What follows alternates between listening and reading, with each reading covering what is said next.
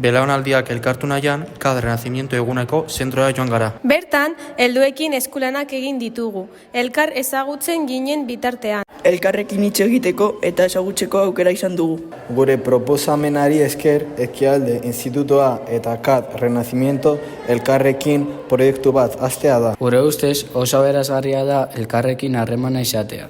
Izan ere, ezagutzak belaunaldi aukera trukatzeko ezin hobea da.